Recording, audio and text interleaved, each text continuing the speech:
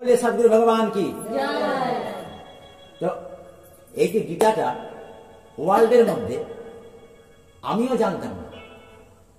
গীতার সাথে আমি 6 মাস ঘুমিয়েছিলাম, আমার কাছে গীতা থাকতো, কিচ্ছু বুঝতে পারিনি। যেদিন সদ্গুরু কৃপা হলো, সদ্গুরু আমার দর্শন হলো, সেদিন আমি গীতাটাকে বুঝতে পারিনি।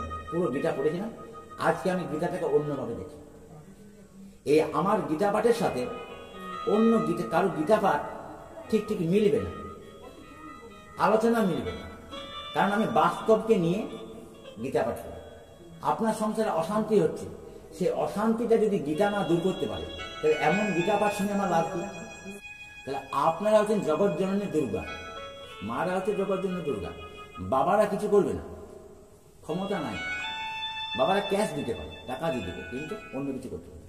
কিন্তু মায়েদের মধ্যে সেই শক্তিটা আছে যে ভগবানের কথাকে প্রচার করে দিতে পারে, ভগবান ঈশ্বরের কথাকে মানুষকে জানাতে পারে, একটা এলাকাকে পরিবর্তন করে দিতে পারে, একটা বাড়িকে বৃন্দাবন করে দিতে পারে।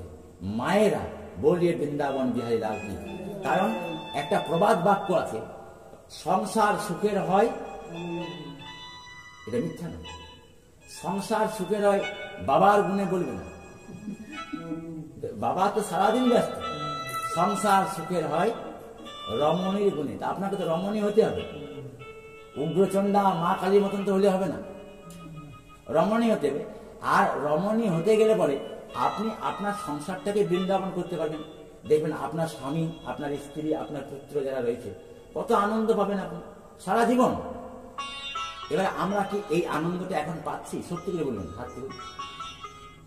আনন্দে আছেন না? খুব আনন্দে আছেন? ওই মা আনন্দে আছেন, হ্যাঁ, একটু বুঝবেন কথাগুলো।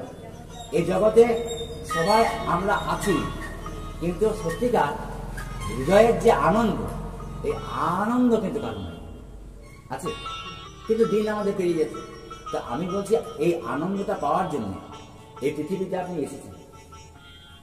যার ঘরে আপনি মানে স্ত্রী, তার অহভাগ্য যে আপনি গেছেন। গীতার রহস্য জানতে গেলে এক্ষুনি চ্যানেলটিকে like, comment, share and subscribe করে রাখুন।